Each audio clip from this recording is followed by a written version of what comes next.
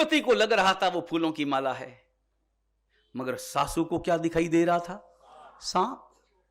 और श्रीमती आई, प्रसन्न होती हुई आई, राजी होती हुई आई कि मां बहुत प्रसन्नता है मुझे कि इस माला को परमात्मा को अर्पण करना है। लो माला अपने हाथ में ग्रहण करो। आज पहली बार तुम चल रही हो मंदिर, तो तुम्हें अपने हाथों से ही यह माला पहनानी है, अपने हाथों से ही माला अर्पण करनी है। और यूं कहकर श्रीमती थोड़ी तेज गति से चली, तीव्र गति से चली।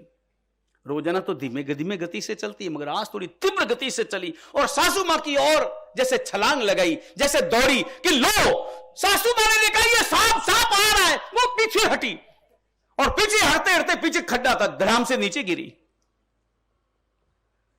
मां क्या मामला है? मैं माला आपको दे रही हूं और आप पीछे क्यों उठ रही है? आपको तो चलना है ना मंदिर, आपने तो प्रस्ताव दिया था और आपने ही तो ये माला मंगवाई थी। अच्छा कोई बात नहीं, आप बदलो। तो ससुर साहब की ओर कहा कि लीजिए आप ले लीजिए। ससुर की तो गिग्गी बंद गई थी, मुंह से एक शब्द भी नहीं निकल पा रहा था। दूर दूर दूर दूर दूर रख, दूर रख, ये कहीं मेरे पास में आ गए सांप। पता नहीं श्रीमती के पास में तो क्या मंत्र है, क्या महामंत्र है, क्या चमत्कार है, तो उसे तो काट नहीं रहा और मुझे तो काट ही लेगा। मेरे पास में तो कोई मंत्र तंत्र है नहीं। और उसके पति ने तो पहले से ही दरवाजे के बाहर छलांग लगा ली थी कि कहीं ये श्रीमती मेरे पास ना आ जाए। और श्रीमती ने कहा माला लीजिए। और तभी तीनों की जैसे आंख खुली। कभी कभी कोई घटना घटती है और जिंदगी में यू टर्न आता है। ऐसा कईयों के जीवन में, जिनका जीवन पूरा भोगों में डूबा है, जिनका जीवन केवल स्वार्थ में और संसार में डूबा है, द्वेष में डूबा है, ईर्ष्या में डूबा है, और अचानक जीवन की समझ आती है, परमात्मा की वाणी उतरती है, आंखें बदलती है, मन बदलता है और जिंदगी में यू टर्न आता है। और भोगों में डूबा हुआ व्यक्ति त्याग की पराकाष्ठा जिसके जीवन में उपस्थित हो जाती है, वो संयम ले लेता है, वो चारित्र ले लेता है। और तीनों इकट्ठे हुए और इकट्ठे होकर के हाथ जोड़ करके कहा देवी हमें क्षमा करो, हमें क्षमा करो। तुम्हारा धर्म सच्चा, तुम्हारा जीवन सच्चा, तुम्हारी आराधना सच्ची। हमने तो ये सांप तुम्हें मारने के लिए खरीदा था, रखा था, और तुम्हारे मंत्र का प्रभाव, तुम्हारे धर्म का प्रभाव कि ये सांप फूलों की माला बन गया, फूलों की माला जैसा बन गया। और पूरा परिवार वीतराग परमात्मा का अनुयायी बन गया। ये चमत्कार किसका? ये चमत्कार नवकार महामंत्र का। मगर हृदय में श्रद्धा चाहिए। हम कितने सौभाग्यशाली हैं कि जन्म लेते ही हमें नवकार मिला है, गुट्टी में हमें नवकार मिला है। कितने सौभाग्यशाली हैं कि आंखें खुलते ही हमें परमात्मा के दर्शन करने को मिले हैं। आंखें खुली नहीं और परमात्मा मिले नहीं। हम कितने सौभाग्यशाली हैं कि हमारे हाथ जुड़े नहीं और गुरु भगवंत के श्री मुख से धर्म लाभ मिला नहीं। कितने सौभाग्यशाली हैं हम। अपने सौभाग्य को अपने जीवन में अनुभव करो और अपने सौभाग्य की अनुमोदना करो और अपने सौभाग्य की अभिवृद्धि करो। और अभिवृद्धि करते हुए अपने जीवन को सच्चा धर्म अर्पण करो और यह चिंतन करो कि मैं सच्चा श्रावक बनूं, मैं सच्चा आराधक बनूं। मेरा हर पल, मेरी हर क्रिया, मेरे हर विचार, मेरा हर आचरण वीतराग परमात्मा की आज्ञा के अनुसार हो। नवकार महामंत्र की श्रद्धा का तो, उसकी महिमा का तो कहना ही क्या है। दो व्यक्ति चले जा रहे थे। एक मुस्लिम व्यक्ति था, एक जैन व्यक्ति था। दोनों मित्र थे, दोनों का व्यापार साथ साथ चल रहा था। गए थे एक गांव, वापस आना था, गाड़ी खराब हो गई, जल्दी आना था और कोई उपाय न था, न बस का कोई साधन था। कोरोना काल चल रहा था और इस कारण से सारी बसें और सारे वाहन बंद थे, खुद की गाड़ी भी बंद हो गई। अब आना था तो करें क्या? तो पैदल चले, भोजन करके चले। जहां वो पैसे मांगने के लिए गए थे वहां पर भोजन किया था और भोजन में भी दाल बाटी और चूरमा खाया था। घंटे भर के बाद में प्यास बड़ी खतरनाक लगी। रास्ते में चल रहे थे, जंगल का रास्ता था, कोई व्यक्ति दिखाई नहीं दे रहा था। घंटे डेढ़ घंटे के बाद में तो खतरनाक प्यास लगी और प्यास लगी तो पानी चाहिए। पानी कहां से लाना? बीच में कोई प्याऊ नहीं, बीच में कोई सुविधा नहीं, बीच में कोई व्यक्ति नहीं। मगर अचानक उनकी नजर पड़ी एक कुएं पर। एक कुआं था तो दौड़े दौड़े गए कुएं के पास में और विचार किया कि कुआं है तो पानी होगा, पानी है तो पानी खींचने के लिए कोई ना कोई तो उपाय होगा। तो देखा कि कुआं है, मगर कुएं में पानी भरपूर है, और कुएं में पानी ज्यादा अंदर भी नहीं है, केवल ज्यादा से ज्यादा उन्हें नजर आया कि 20 फुट 30 फुट पर पानी है, लेकिन अब निकालना कैसे, भीतर उतरने का कोई रास्ता नहीं, और वहां कोई बाल्टी नहीं, कोई डोरी नहीं, कोई रस्सी नहीं, निकालना कैसे।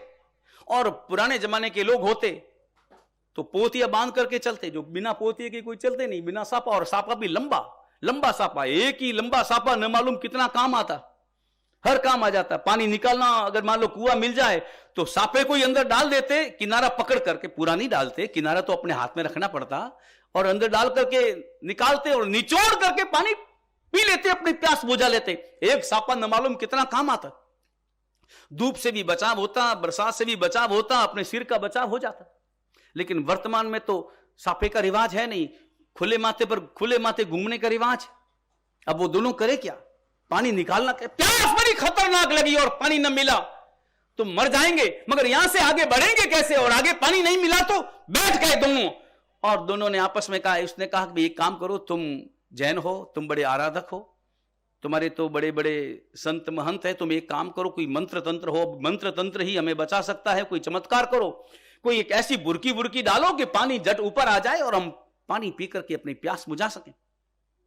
उसने कहा भी मेरे पास में कोई मंत्र तंत्र है नहीं, वो अपना जो श्रावक चल रहा था जिसका नाम जटाशंकर था, उसने कहा भी मेरे पास में तो ऐसा कोई मंत्र तंत्र है नहीं, तेरे पास में कोई मंत्र तंत्र हो तो तुम ही प्रयोग कर लो। उसने कहा भी देखो, पानी आए कि नहीं आए, मंत्र मेरे पास में है और उस मंत्र के प्रति मेरी श्रद्धा भी है, मैं देखता हूं, प्रयोग करके देखता हूं, पानी आए तो बहुत बढ़िया, अन्यथा मंत्र गिनने का लाभ तो मुझे मिलेगा ही मिलेगा।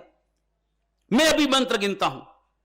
और उसने मंत्र गिना, मिट्टी हाथ में ली और मंत्र गिन करके डाला पानी में। किसने? उस मुस्लिम व्यक्ति ने डाला पानी में। डालते ही पानी ऊपर आया, प्यास बुझाई दोनों ने।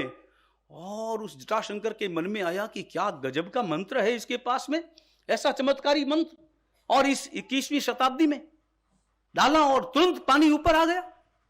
ऐसा मंत्र तो मुझे भी सीखना चाहिए, और मैं केवल सीखूंगा ही नहीं, मगर मैं सीख करके पूरे नगर में ढिंडोरा पीटूंगा कि ऐसा मंत्र मुझे आता है। मैं जगह जगह, वहां बाल्टी होगी, डोरी होगी, तो भी मैं मंत्र से ही पानी निकालूंगा। आखिर मंत्र है तो मुझे प्रयोग तो करना होगा। भैया एक काम कर, उसने पांव पकड़ लिए कि भैया ये मंत्र तो मुझे सिखा दे, ये मंत्र मुझे दे दे। क्यों नहीं, तुम्हें अवश्य में मैं मंत्र दे देता हूं। और ये मंत्र मुझे और किसी ने दिया नहीं। ये मंत्र असल में मैं जिस गांव में रहता हूं, उस गांव में एक बार एक जैन संत पधारे थे। जैन संत पधारे थे? बोले हाँ, उस गांव में जैन संत पधारे थे। मुझे उनका जीवन अच्छा लगा, उनका व्यवहार अच्छा लगा, उनकी भाषा अच्छी लगी, उनका रहन सहन अच्छा लगा, उनका खान पान अच्छा लगा, तो मेरा भी जीवन थोड़ा बदला। मैंने भी थोड़े नियम लिए, और नियम लेने के बाद में गुरु महाराज ने मुझे मंत्र दिया और कहा, इस मंत्र को सदा सदा इसका जाप करना, श्रद्धा से जाप करना। ये मंत्र तुम्हें संकट से भी बचाएगा, और ये मंत्र तुम्हें सुख में तुम्हें हैरान नहीं होने देगा, और दुख में तुम्हें पीड़ित नहीं होने देगा। सुख में तुम इस मंत्र का जाप करोगे तो उछलोगे नहीं, और दुख में तुम कभी रोगे नहीं। इस मंत्र का तुम जाप करना, बस वही मंत्र है। जटाशंकर के मन में आया कि जैन साधुओं ने उनको मंत्र दे दिया, एक उसे मंत्र दे दिया, हमको नहीं दिया। रोटियां हमारी खाते हैं, गोचरी हमारी लेते हैं, कोई कार्यक्रम करना हो तो टीप भी हमसे ही लिखवाते हैं, और मंत्र उनको अर्पण करते हैं। पहले मंत्र में ले लूं, फिर बाद में उन महाराज को भी देख लूंगा कि कौन से महाराज ने उनको मंत्र दिया है, अच्छी तरह से बाद में देखूंगा। पहले इसे मंत्र तो ले लूं। उसने हाथ जोड़कर, भैया मुझे वो मंत्र तो तुम दे ही दो। उसने कहा बैठो, देखो श्रद्धा धारण करना। गुरु महाराज ने मुझे कहा था कि कोई भी मंत्र मांगे तो जरूर तुम दे देना, बस ये कहना कि वो श्रद्धा से जपे। तुम एकाग्र हो जाओ, आंखें बंद कर लो, अपने मन को सारे अन्य विचारों से दूर कर लो। जटाशंकर एकदम से बैठ गया। पद्मासन लगाओ, लगा दिया। दाहिने कान को मेरी ओर करो, कर दिया। और अब मंत्र आ रहा है। जटाशंकर एकदम से उतावला हो रहा था कि अब आ रहा है, कौन सा मंत्र आएगा, पता नहीं, मंत्र मुझे याद रखना पड़ेगा। ओम रीम क्लीम ब्लूम फट फट वुड गुड, पता नहीं क्या क्या आएगा इसमें, ये कैसा मंत्र होगा, कितनी बार रिपीटेशन करना होगा, देखूंगा। और उसने कहा कि मंत्र में सुना रहा हूं, सुनो। नमो अरिहंताणम। क्या ये नमो अरिहंताणम, नमो सिद्धानम वाला मंत्र है क्या? बोले हाँ। बोले ये मंत्र तो मुझे आता ही है ना, तो आता ही है तो तुमने प्रयोग क्या किया? और प्रयोग करने से पहले तुम्हारे भीतर में श्रद्धा चाहिए। नवकार मंत्र तेरे पास में है, मगर क्या श्रद्धा तेरे पास में है? श्रद्धा होती, अगर तुम्हारे हृदय में श्रद्धा होती तो किसी और द्वार को खटखटाने की जरूरत नहीं पड़ती। हम वीतराग परमात्मा के अनुयायी हैं, और परमात्मा का अनुयायी कट्टर होता है। यहां कट्टरता शब्द का अर्थ समझना, यहां कट्टरता का अर्थ यह नहीं है कि दूसरों का विरोधी हो। यहां कट्टरता का अर्थ होता है वो संकल्पबद्ध होता है अपने धर्म के प्रति, अपनी निष्ठाओं के प्रति, अपने मंत्र के प्रति और अपने आचरण के प्रति और अपने समुदाय के प्रति और स्वयं के शासन के प्रति एकदम मजबूत श्रद्धा वाला होता है। हमारे हृदय में क्या वैसी श्रद्धा है? भले हम नवकार मंत्र गिनते हैं, मंदिर चले जाते हैं, और हम तो ऐसे हैं कि गंगा गए तो गंगादास और जमुना गए तो जमुना दास। हम तो गंगा भी चले जाते हैं, जमुना भी चले जाते हैं, सबकी महिमा भी कराते हैं। और हम तो वो हैं कि जो सिद्धाचल पे आकर परमात्मा की पूजा भी कराते हैं, और जाते हैं अजमेर तो दादा गुरुदेव के दर्शन करने के साथ साथ पीर पैगंबर साहब की दरगाह पर भी चादर चढ़ा आते हैं। मालूम पड़ना चाहिए आपको, मालूम पड़ना चाहिए कि वहां थोड़ा चमत्कार होता है, और चमत्कारों के पीछे तो पागल हो जाते। ये चमत्कार कहां से होंगे? अगर आपकी पुण्याई होगी तो अपने आप सारा वातावरण शुद्ध हो जाएगा, कहीं इधर उधर भटकने से कुछ होने वाला नहीं। मगर हर जगह चले जाते हैं। रामदेवरा भी बड़े आराम से पहुंचकर वहां पर भी पहुंच जाते हैं, चादर चढ़ा आते हैं और पता नहीं क्या क्या कर लेते हैं। और जब आता है ये ठंडा खाने वाला दिन तो बासी भी खा लेते हैं। अपने धर्म का त्याग करने के लिए प्रलोभन में आकर अपने धर्म का त्याग करने के लिए एक पल भी नहीं लगाते, एक मिनट भी नहीं लगाते। ये कैसा प्रलोभन है हमारा? हमें परमात्मा जैसा, ऐसा तीर्थंकर परमात्मा जैसे हमारे देव मिले हैं, ऐसा शासन मिला है, शुद्ध धर्म शुद्ध शासन मिला है, और फिर भी हम दर दर भटकते हैं। निश्चित रूप से ये हमारी दरिद्रता है। नवकार महामंत्र से इस कल्प सूत्र का प्रारंभ होता है। और कल दोपहर के प्रवचन में मेहुल प्रभु ने परमात्मा के 27 भवों का वर्णन सुनाया होगा। 27 भवों का वर्णन सुना ना, वही तो आधार है। पता चलता है ना, कार्य कारण भाव, कार्य का पता है मगर कारण का पता ना हो तो अर्थ समझ में नहीं आता। कार्य कारण भाव दोनों ही बातें साथ में समझनी होगी। वो नैसार का भव अपने आप में कितना अद्भुत महत्वपूर्ण वो भव है। नैसार का पहला भव, वो जानता नहीं था कि परमात्मा क्या है, वो जानता नहीं था कि साधु क्या है, लेकिन रोजाना जाता था बाहर। वो ग्राम सेवक था, और वो ग्राम सेवक जो लकड़ियां इकट्ठी करता, काटता, बेचता राजा के यहां पर, और अपना गुजारा चलाता था। और एक रोज जब जिंदगी में यू टर्न आने वाला होता है, अपने आप वैसे विचार बन जाते हैं, वैसा जीवन बन जाता है, वैसा आचरण बन जाते हैं, वैसे विचार पहले मन में क्यों नहीं आए, उसी रोज मन में क्यों आया? क्योंकि उसी रोज उसका योग था, इसलिए उस रोज उसके मन में वो विचार आया। और वो बैठा था, दोपहर का समय था, 12 बजे का समय था, और अपना भाता खोला और अचानक मन में आया कि कोई मिल जाए मुझे, कोई बाबा, कोई साधु मिल जाए और मैं उसे अर्पण कर लूं। और योगानुयोग आचार्य भगवंत मिल गए। वो तपस्वी, वो मासक श्रमण के तपस्वी, वो जा रहे थे नगर की ओर, और जब देखा एक व्यक्ति को तो चलो पूछ लेते हैं रास्ता इससे कि नगर में जाने का रास्ता कौन सा है। पगडंडियां 8 है, तो कौन से रास्ते पर चलना है? तो पूछने के लिए इधर उसकी नजर साधु पर पड़ी, और साधु की नजर उस व्यक्ति पर पड़ी। साधु भी इधर ही आ रहे थे पूछने के लिए, और वो नैसार तो दौड़ा, साधु मिले।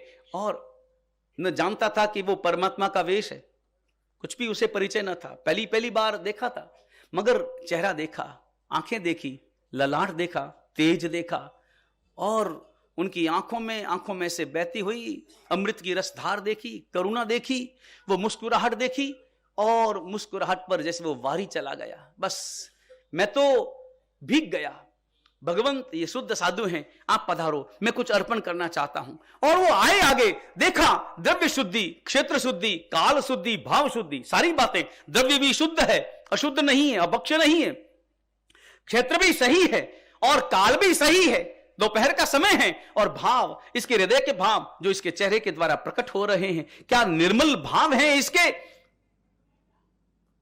और अपना पात्र आगे किया, और पात्र आगे किया, वहराया सुपात्र दान, और उस समय में उसका भावोल्लास बढ़ा, उसकी आत्मा, उसके हृदय के भाव, यथा प्रवृत्तिकरण तो न मालूम कितनी बार कर चुका, लेकिन पहली बार वो आगे बढ़ा, अनिवृत्तिकरण की और आगे बढ़ा, और आगे बढ़ते हुए निबिड़ ग्रंथियों को, राग द्वेष की निबिड़ ग्रंथियों को जैसे तोड़ा, हृदय में सरलता आई, हृदय में शुद्धता आई, हृदय में श्रद्धा का संगम बहा। एक ऐसा ही जैसे कोई नदी का किनारा हो, और नदी के किनारे पर पूरे गांव का कूड़ा करकट रखा हुआ हो, कूड़ा करकट उकरड़ा जिसे कहें, उकरड़ा, पूरा गांव का कूड़ा करकट, मगर नदी का किनारा है, और अचानक नदी में पूर आया।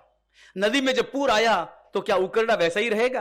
वो उकरड़ा भी साफ हो जाएगा, ले जाएगा, बहा के ले जाएगा, भले वो कितना ही पुराना, कितना ही जमा हुआ मजबूत उकरड़ा क्यों ना हो, पानी बहा करके ले गया। ऐसे ही उसके भीतर का भावोल्लास था, वो राग द्वेष की निबिड़ ग्रंथियां थी, खतरनाक मोह की जो ग्रंथियां थी, टूटी, और सम्यक दर्शन उपलब्ध कर लिया, सम्यक दर्शन प्राप्त कर लिया। वो सम्यक्त्व प्राप्त कर जैसे रोशनी उतर आई उसकी आत्मा में, उसका हृदय धन्य हो गया, उसका जीवन धन्य हो गया। वो नैसार का भाव बड़ा महत्वपूर्ण था, और उस भाव की ही साधना हमें करनी, अपने जीवन में साधना करनी। हमें पता नहीं है कि सम्यक दर्शन हमारे पास में है या नहीं, पता नहीं है, केवल भगवंत जाने, मगर फिर भी हम दावा कर सकते हैं हम सम्यक्त्वी हैं, हमारे पास में सम्यक दर्शन है। और यदि आपके पास में सम्यक दर्शन नहीं होता, यदि आपके हृदय में परमात्मा के प्रति और परमात्मा की वाणी के प्रति श्रद्धा नहीं होती, तो आज आप यहां पर श्रद्धा से कल्पसूत्र सुन नहीं रहे होते, सिद्धाचल में आपका आना नहीं होता, परवादी राज पर्यूषण मनाना नहीं होता, कल्पसूत्र सुनते नहीं, या आकर के भी बाहर घूमते रहते, आ भी जाते तो भी बाहर भटकते रहते, आप प्रतिक्रमण नहीं करते, प्रतिक्रमण का समय होता और बाजार चले जाते। लेकिन अगर आप प्रतिक्रमण करते हैं, समाय करते हैं, कल्पसूत्र श्रवण कर रहे हैं, परमात्मा की सेवा भक्ति पूजा कर रहे हैं, और पर्युषण महापर्व की आराधना कर रहे हैं, काष्ठा व्यासना कर रहे हैं, आंबिल और उपवास कर रहे हैं, तो निश्चित रूप से समझना कि आपके हृदय में वो सम्यक दर्शन तो प्रकट हुआ है। उसे निर्मल करना है, उसे और पवित्र करना है, उसे और गति देना है, ताकि जल्दी से जल्दी मेरा निस्तार हो जाए। और हमारे अंतर में एक ही आकांक्षा चाहिए, एक ही आकांक्षा चाहिए कि बस मुझे यहां से मुझे जन्म मिले, यहां से मैं अगला भव कहां जाना चाहता हूं, यहां से अगले भव में मैं कहां जाना चाहता हूं। भावना महाविद्य क्षेत्र की रखो, जाओगे देवलोक में, क्योंकि डायरेक्ट महाविद्य क्षेत्र में जाने का तो कोई उपाय है नहीं। अगर पहले से ही मिथ्यात्व दशा में अगर आपने गति का बंद कर लिया है तो बात एक अलग है, अन्यथा सीधे देवलोक में जाओगे। कोई बात नहीं, एक भाव बीच में करना पड़े, सम्यक्त्व के साथ मुझे एक नहीं 2 भाव करना पड़े तो भी मुझे मंजूर है। आनंद गंजी महाराज क्या फरमाते हैं? आनंद गंजी महाराज कहते हैं, बोधि लाभ के काज सप्तम नरक बलोरी, तेन विनाशुरी लोक ताते अधिक बुरोरी। ये आनंद गंजी महाराज के शब्द है। आनंद गंजी महाराज से पूछा गया कि तुम अगले जन्म में कहां जाना चाहते हो, स्वर्ग में जाना चाहते हो कि नरक में? 2 ही बातें रखी, मोक्ष की बात नहीं थी, क्योंकि मोक्ष की बात तो पंचम काल में है नहीं। अगले भाव में कहां जाना चाहते हो, नरक में या स्वर्ग में? और तब आनंद गंजी महाराज कहते हैं कि मुझे नरक से कोई डर नहीं, स्वर्ग का कोई लोभ नहीं, मैं नरक में जाने के लिए भी तैयार, और स्वर्ग भी मुझे नहीं चाहिए। मेरी शर्त एक ही है, और मेरी शर्त है सम्यक दर्शन। सम्यक दर्शन मतलब परमात्मा मुझे चाहिए, परमात्मा के प्रति श्रद्धा मुझे चाहिए, मुझे गरीब होना पड़े मुझे मंजूर है। जैन धर्म विनिर्मुक्तो, हेमचंद्राचार्य कलिकाल सर्वज्ञ हेमचंद्राचार्य भगवंत फरमाते हैं कि यदि अगले भाव में मुझे चक्रवर्ती भी बनना पड़े, मैं ना मंजूर कर दूंगा, यदि वहां पर जैन धर्म नहीं है। जैन धर्म के बिना, यानी सम्यक्त्व के बिना, यानी श्रद्धा के बिना, जहां परमात्मा नहीं है, परमात्मा का मंदिर नहीं है, जहां गुरु भगवंत नहीं है, गुरु भगवंत का पात्र नहीं है, गुरु भगवंत की देशना नहीं है, तो ऐसा चक्रवर्ती पद भी मुझे नहीं चाहिए, ऐसी अमीरी भी मुझे नहीं चाहिए। मैं गरीब होने के लिए तैयार, प्रसन्नता के साथ मगर मुझे धर्म चाहिए। धर्म की पूंजी है, ये जो द्रव्य है सोने और चांदी के रूप में जो पूंजी है वो तो नष्ट होने वाली है, वो पूंजी रुलाने वाली है, वो पूंजी नरक में ले जाने वाली है। वो असली पूंजी है जो श्रद्धा की पूंजी है, जो परमात्मा की पूंजी है। परमात्मा मिले, परमात्मा का धर्म मिले, चारित्र मिले, संयम मिले, साधु मिले, वो पूंजी मुझे चाहिए। उस पूंजी के साथ मैं गरीब होना भी मंजूर। और आनंद गंजी महाराज कहते हैं, बोधि लाभ के काज सप्तम नरक बलोरी।